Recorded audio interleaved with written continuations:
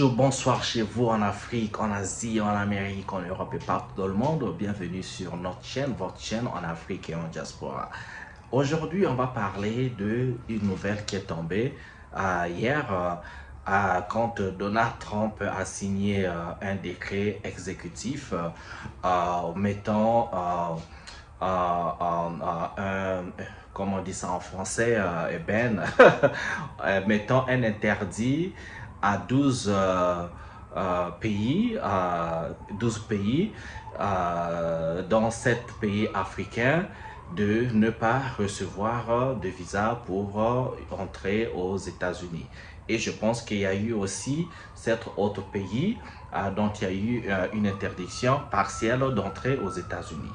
Et la vidéo va concerner beaucoup plus ce pays et donc le pays d'où je suis originaire, la République du Congo, qui a fait la liste des pays africains pour lesquels il faut interdire donc l'entrée aux États-Unis. La nouvelle a fait le buzz. D'abord, moi également, j'étais surpris parce que je suis de la République du Congo. La République du Congo a fait la liste alors que la question qui est sur les bouches de tout le monde, mais en fait, pourquoi la République du Congo? La République du Congo est l'un de ces pays en Afrique qui ne, ne, ne, ne fait pas parler de lui en mauvais. Quand on parle du Congo-Brazzaville, on voit plutôt, le plus souvent, c'est la SAP, c'est la sapologie. Si ce n'est pas la sapologie, bon, ceux qui s'intéressent à la politique, on parlera de la longévité du pouvoir du président de la République qui est arrivé au pouvoir depuis 1979 avec une petite pause de 5 ans entre 1992, de 1992 à 1997. On va peut-être parler encore de la classe politique, donc sa famille et tout ce qui s'adonne à la gabegie financière. Mais sur le plan international, la République du Congo, c'est pas un pays qui est connu pour soit le terrorisme, soit une population d'escrocs, que ce soit l'escroquerie digitale, comme beaucoup de nos frères d'autres pays africains qui sont réputés, qui ont une très mauvaise réputation de l'escroquerie financière, utilisant l'outil digital et tout ce que vous pouvez penser, ou encore ces pays qui font les nouvelles par rapport au terrorisme, comme voilà, les pays qui sont attaqués par le Boko Haram, par Al-Shabaab. Donc, je ne vais pas juste citer ces pays, vous les connaissez. On va rester focalisé sur la République du Congo. Alors, je ne sais pas, je suis encore en train de me demander en fait qu'est-ce qui a traversé la tête de Donald Trump pour faire figurer le Congo dans la liste des pays qui sont donc interdits d'entrer aux États-Unis. On trouvera beaucoup plus d'informations dans les jours à venir, mais sinon, il y a des chuchotements comme ça. Parmi les chuchotements ou les rumeurs, ce serait peut-être empêcher à la classe, les gens du pouvoir, la famille présidentielle, de ne pas utiliser l'argent du contribuable pour venir faire des investissements personnels aux États-Unis, ceux qui achètent des maisons aux États-Unis, qui achètent tout ce qui est bien matériel. Et encore, il y a eu, je vous dis, c'est des rumeurs, c'est pas si c'est confirmé, que l'une des filles du président de la République avait donc acheté dans l'immeuble de Donald Trump un appartement de 2 chambres dont la valeur était estimée à 7 millions de dollars, ce qui fait beaucoup de milliards en francs CFA. Et aussi, il y a eu bruit comme ça, comme étant que le fils du président de la République, le potentiel remplaçant au fauteuil présidentiel, qui s'appelle donc Christelle Sassou Nguesso. Il y a une rumeur, bien sûr, comme je dis, qui paraît qu'il est déjà entré aux États-Unis ou fait un investissement aux États-Unis sur 2 identités différentes en changeant son nom. c'est la rumeur, c'est la rue qui parle. Je ne sais pas, dans les jours qui viendront, peut-être on aura l'information. Alors, si c'est le cas, qui en a fait vent au président Donald Trump, ça, je n'en sais rien.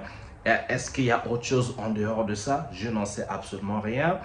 Je n'ai pas connaissance, moi, qu'il y ait des relations financières et économiques comme ça entre la République du Congo et les États-Unis, parce que le pétrole congolais est en majeure partie exploité par la compagnie française qui est Total, qui dans le temps fut Elf. Et nous avions une compagnie américaine qui exploitait le pétrole congolais. Je pense qu'il y avait dans ce contrat, la compagnie s'appelait Texaco, mais Texaco n'existe plus. Et ça fait que nous avons Chevron, qui est une compagnie américaine, mais Chevron, il n'y a pas de station Chevron au Congo. Chevron, on trouvera Chevron en République démocratique du Congo, on trouvera Chevron en Angola, un peu peut-être dans d'autres pays africains, mais pas en République du Congo. Et donc, je ne sais pas, parmi les stations d'essence qui sont là, est-ce qu'il y a une compagnie américaine qui a un contrat pétrolier au Congo? Je ne sais pas. Du côté des mines, je ne vois aucune compagnie américaine qui a des contrats miniers parce que les ressources majoritairement exploitées au Congo, on trouvera donc le pétrole. Après le pétrole, il y a le bois, mais le reste, comme le fer qu'on trouve dans la région qu'on appelle Mayoko, cette zone, le fer de Mayoko inexploité, il y avait le manganèse qui, en fait, qui est exploité au Gabon. Et le Congo servait de pays pays de transit. Donc, on avait construit la voie ferrée qui partait de la ville océanique de Pointe-Noire vers jusqu'à Mbinda, le village Mbinda qui est frontalier avec le Gabon. Donc, le manganèse qui est extrait au Gabon, transitait vers le Congo pour aller vers l'Occident. Et en dehors de ça, il y a quoi d'autre? Je vous assure, je n'ai pas vent d'autres ressources qui sont exploitées à grande échelle au Congo. Sinon, c'est au niveau du Congo-Kinshasa où les exploitations se font. Excusez-moi. Il y a donc... il y a un truc qui était sur ma langue, il fallait que je m'enlève, excusez-moi les gars. Et donc, il y a au niveau du Congo-Kinshasa où il y a eu pendant des années et des années, il y a eu l'exploitation de l'or, l'exploitation des diamants, du coltan, du cobalt et tout ce qui va avec, comme eux, ils sont toujours sur des news avec toutes ces atrocités qui se passent au niveau de l'Est de la République démocratique du Congo, donc à Kivu, récemment Goma et cette frontière et toutes les tensions qu'il y a avec le Rwanda. Mais quand on revient à la République démocratique, la République du Congo, il n'y a vraiment pas de tensions. De temps à autre, il y a eu des échanges comme ça avec la République démocratique du Congo quand il y a eu cette opération qu'on avait nommée Mbataille à Mokolo, qui voulait tout simplement, qui concernait donc le rapatriement des populations de l'autre Congo qui étaient donc en situation illégale. Donc il fallait les rapatrier parce que bon, on trouvait que le taux de cette population augmentait dans la ville de Brazzaville. Donc il fallait diminuer et faire en sorte que les règles, les lois soient respectées. En dehors de cette petite tension qui n'avait duré que très peu de temps, il n'y avait pas jamais eu grand-chose. Et en dehors de cette guerre qu'il y a eu en 97, qui n'était vraiment pas une guerre, il faut dire, bon, il y a eu des tensions fratricides, mais en réalité, c'était un coup d'État qui devait juste enlever un président pour amener le président qui est ici, et c'était un secret de Polichinelle, coup d'État orchestré par la France, bien sûr. Et on a eu donc des mercenaires français, on a eu, voilà, la guerre était un business, on a eu des mercenaires venus de l'Angola, d'Israël, d'un peu partout. Moi, j'étais sur le terrain, je sais de quoi je parle, je ferai peut-être une vidéo sur ça avec précision parce que j'étais sur le terrain, j'ai vécu cette guerre. Ok? Et donc, je me pose la question, mais pourquoi? Bon, maintenant, si c'est pour la façon dont les officiels congolais dépensent l'argent aux États-Unis, bon, ça m'écoeure quand même parce que, bon, qu'à cela ne tient, le Congo est un pays indépendant. Les États-Unis aussi sont un pays indépendant. Je ne me vois pas pourquoi est-ce qu'ils vont s'immiscer dans les affaires intérieures d'une nation. Et même si ces gens-là venaient faire des investissements aux États-Unis, eh bien, c'est pour le bien de qui? C'est pour le bien des États-Unis parce que c'est eux qui font les business. Ce seront donc les entreprises américaines qui seront achetées. Ce sont donc les appartements américains qui seront achetés. Ce sont donc les taxes qui seront à payer au niveau des États-Unis, c'est donc le matériel américain qui a acheté les voitures américaines, le shopping qu'ils font aux États-Unis. Ce sera donc de belles entrées pour l'économie américaine, donc avec de l'argent qui vient du Congo, ok, même si cet argent est gagné illégalement, mais je pense que c'est l'idiotie, il faut le dire, je vais employer ce mot de nos officiels qui donc occasionnent la fuite des capitaux. Donc cet argent chiffré à des millions et des millions de dollars et des milliards de francs CFA qui devaient servir à construire le Congo, eh bien, on va le mettre aux États-Unis, une nation, c'est la première puissance mondiale qui n'a pas en fait besoin de nos investissements, surtout des investissements à ce niveau, c'est insignifiant. Qu'est-ce qu'on va développer aux États-Unis? Cet argent devait plutôt servir à développer le Congo. Et donc, moi, je me demande si c'est le cas. Eh bien, je suis jamais d'accord quand un gouvernement s'immisce dans les affaires parce que à la fin, ça nous fait passer pour des enfants. C'est comme quand la France ramène ces histoires de biens mal acquis, tout autant qu'il y a un officiel africain qui ne fait pas la côte de la France, on lui ramène des histoires de biens mal acquis, mais pourtant, ce sont de l'argent que vous volez au niveau de l'Afrique et qui est allé, qui va renflouer donc les caisses, les comptes bancaires de la France ou de n'importe quel pays européen. Et quand ils se plaignent, mais on nous dit jamais, on ne parle jamais des gens, en fait, soit des boutiques qui reçoivent cet argent, des banques qui reçoivent cet argent. Ils disent jamais non à l'argent, mais ils accusent toujours les gens comme des enfants de dépenser de l'argent chez eux. Donc, en fait, les dindons de la farce ici, c'est toujours nous les Africains, parce que on occasionne la perte de la fuite des capitaux qui devaient servir au Congo. La situation économique du Congo, eh bien, malgré les bombes pétroliers, un pays de 5 ou 6 millions d'habitants, je vous dis que il faut dire que c'est la catastrophe.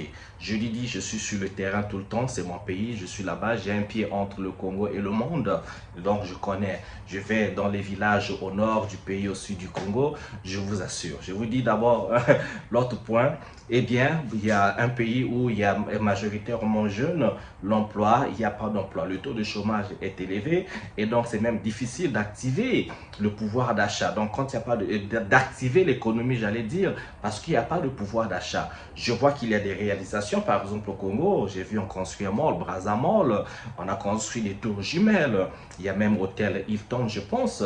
Donc, il y a des réalisations comme ça qui se font au Congo, mais comme l'économie n'est pas activée, le pouvoir d'achat n'existe pas, on se retrouve avec des malls dont personne ne fréquente, on se retrouve avec des bâtiments dont personne ne fréquente parce que les gens n'ont pas de pouvoir d'achat, les gens n'iront pas acheter une boîte de tomates dans un mall vendu à 1000 francs alors que dans le marché au coin c'est vendu à 150 francs CFA, c'est pas possible. Pour tout ce qu'on voit dans le monde des investissements, les constructions, eh bien, si ça fonctionne parce que l'économie est stimulée en augmentant le pouvoir d'achat des populations. Quand les populations ont l'argent, eh bien, ils peuvent l'injecter dans l'économie, ils peuvent acheter et il y a la circulation, il y a des flux, il y a le flux monétaire. Je ne suis pas un expert économiste, les économistes comprendront ça parce que on voit un peu comment ça se passe ailleurs, mais le Congo, ce n'est pas le cas parce que combien gagne un professeur de lycée, un enseignant, combien gagne un fonctionnaire congolais, le salaire moyen de fonctionnaire congolais, le salaire maximal, c'est combien? Il y a combien d'entreprises? La situation, vous connaissez. D'abord, s'il faut parler d'un autre, ou bien faire une petite liste comme ça, la volée, de tout ce qui pouvait marcher au Congo, si seulement si l'argent volé ou pas était investi au Congo. C'est un secret de polichinelle aujourd'hui. Vous allez voir que dans tous les territoires congolais, je vous assure, il n'y a aucun quartier qui a une bibliothèque qui répond bien au nom de bibliothèque, il y a médiathèque comme on en voit dans les pays des autres. Parce que les officiels congolais, ils ont tous leurs enfants en Europe, aux États-Unis, et ils se connaissent bien. Ils ont tous récemment, le fils du président a fait un mariage à Dubaï. Donc, si vous allez investir à Dubaï, c'est que vous êtes complexé des pays des autres et que chez les autres, il y a toutes les structures, la structure et l'infrastructure. Mais au Congo, ce n'est pas. Dans tous les quartiers, il n'y a pas de bibliothèque, par exemple. Si vous trouvez une bibliothèque, c'est vraiment un petit, c'est un kiosque comme ça avec des livres à la volée. Les enfants, la jeunesse congolaise n'a pas d'endroit d'expression où ils peuvent aller prendre le savoir en dehors des écoles qui sont dans l'état de délabrement à tous les niveaux. École publique dans l'état de délabrement. Allez dans n'importe quelle école publique au Congo, Brazzaville, je vous dis, c'est la catastrophe. Ok, aller dans l'université aussi, c'est à l'université, je vous dis, c'est la catastrophe. Faites un tour dans les toilettes de l'université Marien Ngouabi, dans n'importe quel département, que ce soit la faculté des sciences, sciences économiques, que ce soit la faculté des lettres à Bayardel. Allez dans les toilettes pour voir si vous pouvez résister une minute dans les toilettes de l'université Marien Ngouabi, je vous assure. Faites un tour dans le site de l'université Marien Ngouabi, allez regardez, exploitez le site, vous allez comprendre ce qui se passe. Est-ce que depuis chez vous, vous pouvez vous inscrire à l'université Marien Ngouabi sur Internet en étant chez vous? Est-ce que vous pouvez commander votre diplôme rien qu'en tapant 2-3 trucs et commander votre diplôme et qu'on vous le délivre? Je vous dis, allez regarder. Il y a plein d'études sur tout le territoire congolais, je vous dis, il n'y a pas de salle de cinéma. En dehors, à Brazzaville, il y a un truc qu'on a vu, Canal Box, Canal Plus, comme ça là, cinéma. Mais une salle de cinéma au standard, comme eux, ils le voient tous les jours en France, aux États-Unis, il n'y a pas de salle de cinéma. Dans le temps, ça existait, on avait des cinémas comme ABC, il y avait Rio, il y avait le cinéma à Vogue, au centre-ville de Brazzaville. Aujourd'hui, ces salles de cinéma sont devenues des églises. Je vous assure, je ne suis pas en train de, je n'exagère rien. Demandez aux Brazzavillois, ils vous diront. Donc, pas de bibliothèque pour les Congolais. On va partir au niveau de l'énergie. Comment est-ce qu'on veut faire tout ce qu'on a, construire des bâtiments, on veut moderniser tout ce qu'on veut, mais en oubliant la base. La base de l'industrialisation, c'est l'énergie. Le Congo, c'est un pays de délestage. Vous allez à Brazzaville, si vous faites 2 semaines, il n'y a pas de coupure de courant, je vous dis les gars, c'est un miracle. 2 semaines, un mois sans coupure d'électricité, ça devient même suspect. Délestage sur délestage. L'eau potable, je vous assure que l'eau potable ne coule pas au robinet. Si ça coule au robinet, il faut attendre 1h, 2h du matin. Les familles font des files d'attente comme ça avec des bidons rouges pour remplir les récipients. Il n'y a pas d'eau potable au robinet. Et même quand l'eau en question sort, il faut attendre 30 à 1 minute parce que les premières gouttes d'eau qui sortent, c'est du tangawis. Le tangawis, c'est le jus de gingembre. La qualité, elle est mauvaise. L'eau est de couleur jaunâtre que vous ne pouvez pas boire. Donc, il faut laisser couler cette poussière et que quand ça s'éclaircit, vous pouvez remplir vos récipients. Ça, c'est la réalité de Congo, c'est tous les jours. Vous allez à Pointe-Noire. Aujourd'hui, c'est la Pointe-Noire, c'est la capitale économique du Congo-Brazzaville. C'est la ville la plus sale du Congo-Brazzaville. Si vous y arrivez, derrière les vidéos, il y a un tronçon qu'on dit qui est au début de la route nationale numéro 1, il y a un quartier qu'on appelle Tister. Il y a une seule voie où tous les véhicules rentrent. La route est tellement cabosseuse, on ne comprend pas comment est-ce que ça ne fait pas une urgence pour la réparer, c'est la catastrophe. Nous avons la route nationale numéro 1, la route nationale numéro 2. Mais je vous dis, quand vous rentrez dans les villages, c'est incroyable. Au Congo-Brazzaville, nos aéroports là, on dit aéroport international, que ce soit de Brazzaville, de Pont-Noir, nous avons moins de 20 vols internationaux par jour. Moins de 20. Il faut me contredire les gars. Je sais que nous avons des compagnies comme Air France, il y a Turkish Airlines qui atterrit maintenant au niveau de Pont-Noir, qui arrive à minuit. Nous avons nous avons Ethiopian Airlines, nous avons TAG, je ne sais pas si TAG atterrit toujours. Nous avions Eker qui faisait hors d'Afrique et d'autres pays. Aujourd'hui, on m'a pris Eker qui a repris, qui avait d'ailleurs fait faillite, a repris en faisant des vols locaux. Mais je vous assure, comptez le nombre de vols qu'il y a dans nos aéroports internationaux, et spécifiquement l'aéroport de Brazzaville et le Pont-Noir. Par semaine, on a moins de 50 vols internationaux, il faut dire. Allez les compter, mais si vous faites un tour en Éthiopie, à Addis Abeba par exemple, c'est des milliers de vols par semaine. Je dis bien milliers de vols par semaine et ils ont une flotte d'aéronefs, ils ont tout. Boeing, Airbus, ils ont même Airbus A380. N'en parlons même pas parce qu'ils battent, mais ils ont battu Air Afrique, ils battent tout le monde de toute façon en Afrique. Les Éthiopiens, bravo les Éthiopiens.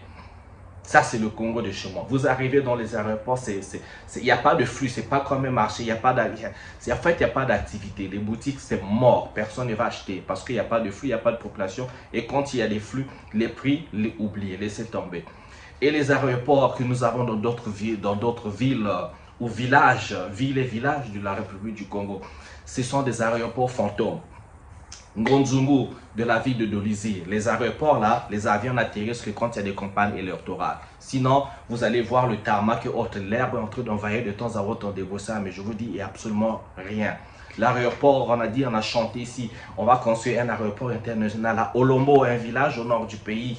Il y a combien de vols? On attend le campagne électorale pour que les avions atterrissent, on ne sait pas qu'est-ce qui atterrit là-bas. En Kaï, il y a l'aéroport, comme on appelle Ngamasoko. Ngamasoko, c'est un bijou en fait. Il y a un aérodrome qui est bien en fait. Pas de vol, les aéroports fantômes. La voie ferroviaire au Congo-Brazzaville, je vous dis les gars, il n'y a qu'un seul train. Aujourd'hui, c'était le train Gazelle qui avait repris entre-temps. On m'a dit ça a arrêté là. Pour quelle raison? Je n'en sais absolument rien. Donc, c'est le train qui dessert la ville de Pointe-Noire et Brazzaville en s'arrêtant bien sûr quelques grandes gares en chemin. Mais je vous dis au Congo-Brazzaville, les gares qui ont été construites depuis l'époque coloniale, 1940 et autres, toutes les gares du Congo-Brazzaville sont à l'exception de la gare de la ville de Brazzaville. Toutes les gares sont dans un état de délabrement. De la Pointe-Noire, je vous dis, faites une vue aérienne, les photos sur la vidéo. Vous avez sur Pointe-Noire, la gare est en décomposition. Vous arrivez, quittez Pont-Noir, vous tombez sur la gare de Font-Tétier. Depuis que je suis tout petit, cette gare n'a jamais connu de peinture. Cette gare n'a jamais connu de rénovation, ni de nouveaux bâtiments. Depuis que je suis enfant, aujourd'hui je suis en train de regarder la cinquantaine, mais depuis que je suis enfant, depuis que je suis enfant, ça n'a jamais changé. Vous allez toutes les gares, je vous dis, les gares sont dans les villages, là, c'est la catastrophe.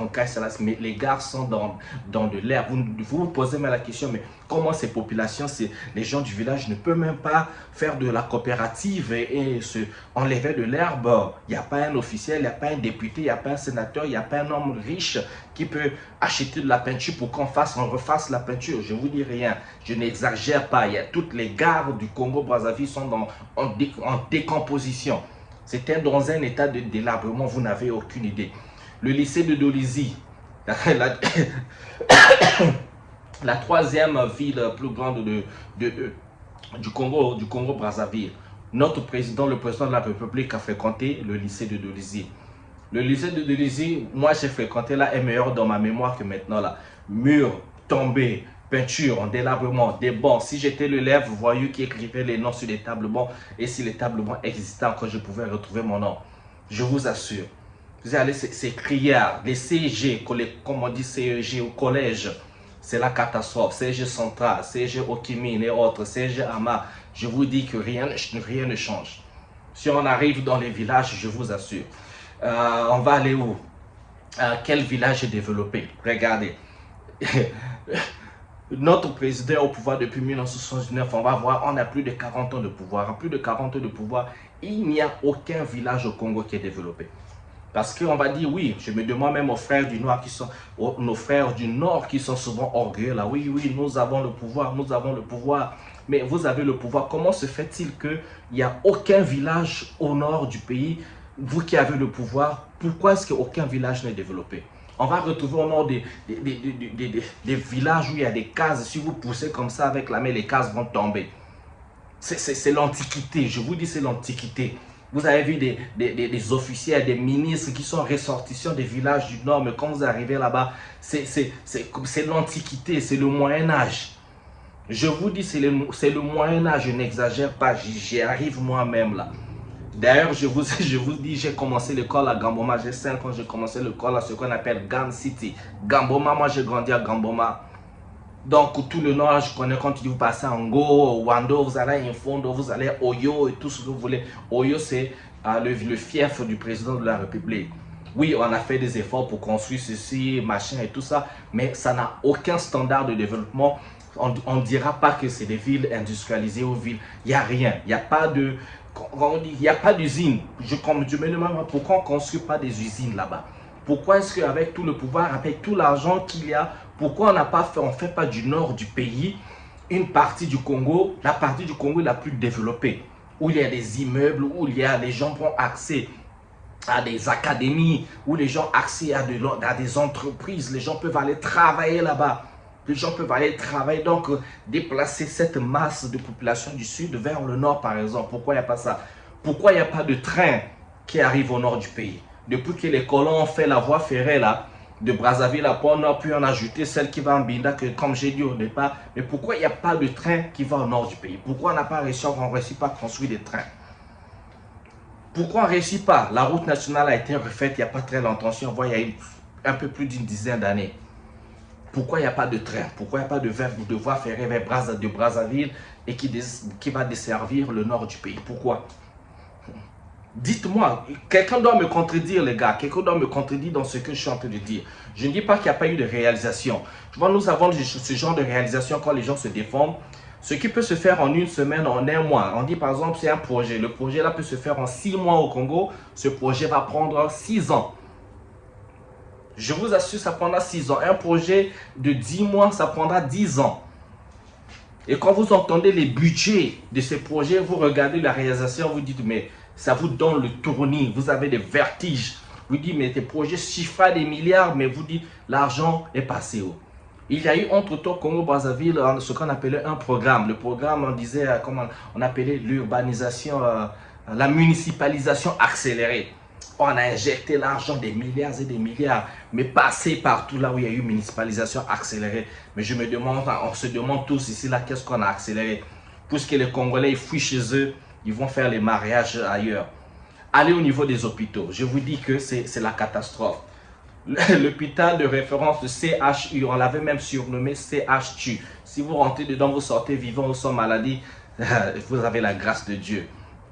Vous allez à l'hôpital de Makelekele, l'hôpital de quoi, de Talanga et l'hôpital, vous allez à Port-Noir, à Luanzili, à l'hôpital à Sissé, vous avez peur. Allez même à la maternité, allez voir les départements des hôpitaux, vous avez peur. Les odeurs, l'insalubrité, je n'exagère pas, j'en ai des vidéos et des photos les gars.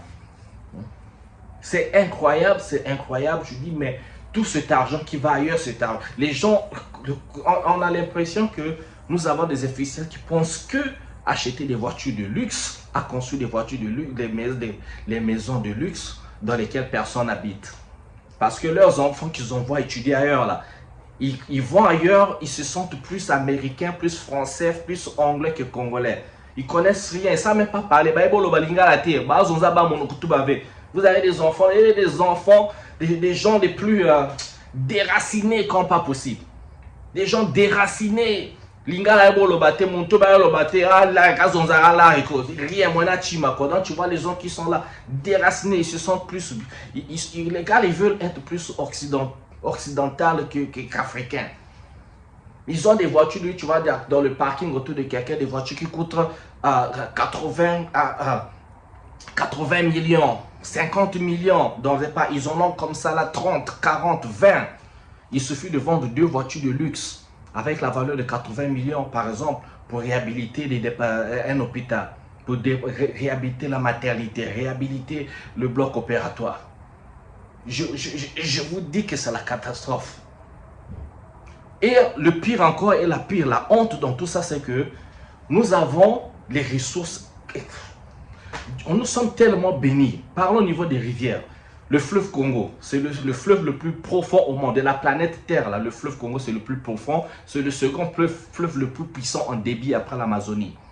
Un long fleuve. Les rivières, nous en avons, n'en parlons pas. Nous avons le Djoué, qui est là, il y a l'affluent, le confluent là, qui tombe là, comment on appelle, l'embouchure du fleuve Congo avec le Djoué là, le Djoué qui tombe dans le fleuve Congo là, à Brazzaville, seulement là, vers le sud du pays là. Il y a un pont, on appelle le pont du Djoué. La rivière Djoué, nous avons la Lefini, nous avons la Lenkeni, nous avons le Niari, la Loessé, nous avons quoi? Il y a tellement de rivières incroyables, sans compter les petites rivières là, comme comment on appelle, la Loirie. Il y en a plein, les gars. Plein. La population, comme j'ai dit, 5 à 6 millions d'habitants au Congo. Nous avons des forêts, la forêt Noabalendoki, la forêt du Mayom. Nous avons le bois, nous avons des richesses incommensurables, des richesses immenses. On ne comprend pas, vous n'avez aucune idée, mais comment est-ce que, comme disait le Chinois, mais vous avez le fleuve Congo, il y a l'eau là, non? Mais pourquoi vous ne prenez pas cette eau là, vous mettez dans vos robinets? Pourquoi vous ne faites pas couler cette eau dans le robinet? Si on peut mettre un barrage électrique sur le fleuve Congo, ça peut alimenter la moitié de l'Afrique ou plus. Sans compter ici les rivières. Avec tout le débit qu'il y a le fleuve Congo. Qu'est-ce qui se passe? On se retrouve avec un pays. De toute façon, moi, je ne panique pas. On dit oui, les États-Unis, d'accord. Bon, si on dit les Américains ne veulent pas qu'on vienne aux États-Unis, bon, mais écoute, on devait s'en foutre. Mais les gens paniquent là et tout parce que le jeune Congolais veut quitter le Congo. Il n'a pas d'opportunité, voire rien. Les gens sont tombés dans le désespoir. Les pasteurs macro qui sont en train de faire n'importe quoi, profiter du désespoir des populations pour leur vendre des rêves qui n'existent pas. Les gens ont oublié de lire la Bible. Le pasteur, c'est lui qui devient donc le Jésus. Ils ont oublié de lire la Bible. On ne va pas rentrer, ça c'est notre sujet. Les gens sont dans le désespoir. Les gens, c'est le débit de boisson. Il y a que aujourd'hui, les gens perdent le temps, c'est à l'église. Si ce n'est pas l'église, c'est l'alcool. Il y a des bars au Congo comme pas possible. Il y a plus de bars des églises que des écoles. Plus de bars des églises que les hôpitaux. Distraction sur distraction, distraction. Et il n'y a pas de régulation. Les bars sont ouverts du 1er janvier au 31 décembre. Que ça soit férié ou quoi, ça ferme jamais. Il n'y a pas de régulation. Dès qu'ils ouvrent la taille, ils commencent leur musique là. Sur une ruelle, vous pouvez trouver 20 bars. Ça fait pas de régulation. La musique commence à je dis, mais les gens font que boire. Est-ce qu'on contrôle ce que les gens boivent? Et il y a des promotions de bière. Il y a une pléthore de bière. Tu dis, mais que se passe-t-il? Que se passe-t-il? Comment vous pouvez habiter dans un pays? Il y a plus de bars, il y a plus d'églises que des écoles. Et on a pris à ce qu'on appelle les écoles privées. Il y a eu donc la montée des écoles privées bidons. Quelqu'un a une maison comme ça, il met des bâtiments, il n'y a même pas d'enduit, il n'y a rien, toiture comme ça, il dit école privée, machin. Ils adorent dans les écoles privées, ils adorent les noms des Européens. Ah, école privée, Charles Montesquieu, école privée, tout le machin là, les auteurs blancs là, les auteurs machin, les auteurs français là, machin, Victor Hugo, école privée, complexé juste dans le sang. Personne ne dit rien, on se dit mais où sont les officiels? Qui fait les lois? De toute façon, on sait, on fait des constitutions, on fait des lois, personne ne respecte. Les gens qui sont censés être garants des lois, ce sont les premières personnes à ne pas les respecter. Et les gens en bas vont faire quoi? La corruption, la légalisée, la compétition. Donc, il dit qu'on a dit comme si on a donné des ministères, là, c'est devenu des propriétés des familles. Vous retrouvez dans des ministères des incompétents, un papier, une petite signature là qui peut prendre une seconde, les gars, pour l'avoir. Une seconde, là, va se transformer en une année. Avoir les passeports au Congo, il faut faire la prière. La carte nationale d'identité, c'est incroyable. Laissez tomber, moi, je ne l'ai jamais eu. Je ne l'ai jamais eu. Carte nationale d'identité, il faut faire des prières. Si vous ne donnez pas le prix normal, on dit c'est 30 000, 32 000 ou je ne sais pas, 50 000 francs. Mais si vous n'avez pas 150 000, 200 000, 250 000 francs, on ne passe pas. Tu vas voir ça où? Il faut corrompre, il faut passer par des intermédiaires. C'est bizarre. Mais comment peut-on détester notre propre pays comme ça? Comment peut-on détester notre propre pays? Il y a tellement de choses. Et ce que je dis, c'est vérifiable. Allez à Mpila, allez à Talangaï, allez à Mikalou. Il dit que si vous laissez les artères principales, là, vous allez dans les quartiers où habitent les gens. Si vous n'êtes pas fort émotionnellement, vous allez pleurer. Vous allez pleurer. Oui, il y a eu des choses qui se font, mais c'est que ça se fait à pas d'escargot. Et quand on vous dit les budgets de ce qui s'est réalisé, mais vous dites, mais comment, que s'est-il passé? Mais avec cet argent-là, le pays serait tout ce qu'on est complexé à Dubaï. On serait plus que Dubaï. Dans les années 70, quand le Qatar et l'Arabie Saoudite, c'était des déserts. Le Congo était plus développé. En années 70, le PIB du Congo était plus développé que la Corée du Sud. Allez en Corée du Sud, allez à Séoul, allez à Daegu. Je parle, j'y étais, incroyable. Vous n'avez rien envie avec Paris. Singapour, ça n'existait pas ces machins-là, ces villes-là. Et nous sommes beaucoup plus riches qu'eux. Ils ont investi dans l'intelligence. On n'arrive pas à former. On a tué l'université, on a tué l'NSP. On formait des ingénieurs à l'NSP. L'NSP, c'est l'ombre. L'institut est devenu l'ombre de lui-même. Je ne vous raconte pas n'importe quoi. Pelé, Brazzaville, quelqu'un l'a demandé, on vous dit, un étudiant qui est passé à l'NSP, on va vous dire. On va vous dire. L'ISG, machin. Demandez, on va vous dire. Incroyable, personne ne dit rien. On a l'impression que personne ne travaille. Toujours, la corruption, c'est incroyable. Donc, pour revenir à ce que Donald Trump, moi, ça ne me dérange pas. On a vu que le Tchad a fait la réciprocité, a interdit aussi les visas pour les citoyens américains. Ben, moi, je trouve, écoutez, c'est quoi de plus normal, hein? Tu me donnes un coup de poing, je ne vais pas Comme on dit à la Bible, là, tu gifles sur la joue droite, après tu donnes la joue gauche. Ah non, non, non, non, non. Ah, tu donnes, tu gifles, c'est là, avant même que ta gifle, là, ta main ne retombe, là, on appelle ça un bâtiment, vous comprenez? Ah non. Ah, mais ça, et il y aura quoi? Le silence comme d'habitude. Silence comme d'habitude. Union africaine, silence. CEMAC, silence. CEDEAO, silence. Machin, silence. Qui fait quoi? Est-ce que les gens ont vendu leur âme comme ça? Comment on peut détester son propre pays comme ça? Comment peut-on détester son pays mais pas avoir un peu d'amour? Comment peut-on ne pas... Quand vous allez en France, en Angleterre, vous voyez les pays des Blancs, vous voyez... Ah, Mbokabatu qui toque, ah, Baboua là-bas, qui Goumassier. Vous voyez ce qu'il y a de bien là-bas. Pourquoi vous ne pouvez pas copier ça, emmener ça chez vous, construire chez vous? Pourquoi vous avez le portefeuille de l'État? L'avenir, c'est l'intelligence. Formez les ingénieurs. Et quand vous avez dans la diaspora congolaise, il y a des gens, des calés. La diaspora africaine, il y a des calés, des gens qui ont des diplômes, des masters, des doctorats. Si vous les permettez de revenir utiliser leur cerveau en Afrique, eh bien, vous verrez. Mais il n'y a que les fuites de cerveau devant vous avec le programme français, là, Campus France. Le programme Campus France, c'est la fuite du cerveau. C'est pour les biens des familles. Les familles disent, ah, moi, mon fils est allé en France. D'accord, c'est pour le bien parce qu'il va en France. C'est pour vous travailler là-bas, devenir les esclaves du système français parce qu'il va travailler là-bas. On va vous donner l'argent. Je comprends, c'est bien pour la famille et pour la nation congolaise. Une vraie perte. Le programme Campus France est un programme de fuite du cerveau. On sélectionne les élèves les plus brillants, ces cerveaux vont là-bas. Ils savent bien que les gens là ne reviendront pas au Congo parce que le système congolais ne leur permet pas de travailler pour leur pays, de réformer. Parce que tous les ministères là, il faut réformer. Tous les totaux là, il faut les enlever. Mais qui va les enlever? Si on ne les enlève pas, il faut les envoyer en formation. Si vous voulez changer là, les gars, si vous durez un mois, je ne sais pas, là vous allez découvrir la sorcellerie au Congo. On va vous jeter les mbassos, les mwanza, les machins, vous allez crever.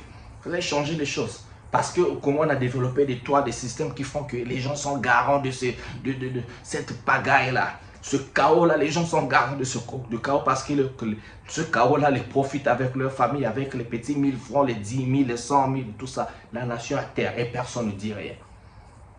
Voilà, c'était ma vidéo pour aujourd'hui. Je suis un peu surchauffé, mais ça fait mal quand on voit ça, ça fait mal. Qu'on n'a pas envie d'être fier. On veut être fier de nos pays. Les jeunes Congolais veulent fuir son pays. Il veut fuir. Je vous dis, ouvrez l'aéroport, prenez 10 avions, dites qu'il y a des vols gratuits vers l'Europe. Vous n'avez pas besoin de visa, tout le Congo va se vider. Tous les jeunes vont fuir, tout le monde. Même pas les jeunes, les vieux. Puisqu'on a déjà dit des cas de colonels, de capitaines qui fuient quand ils vont en mission. Tout le monde va partir, le Congo va se vider. Le Congolais a dit que vous êtes chez vous, mais comme esclave, je vous. J'ai jamais vu ça. Vous allez dans le monde, le Congolais, c'est quelqu'un qui travaille pour les étrangers chez lui. Le Congolais travaille pour le Libanais. Le Libanais au Liban là-bas, il est pauvre comme pas possible. Pays de guerre. Il vient se retrouver chez vous, vous lui donnez, il vient pauvre. Dans 2 ans, il est riche.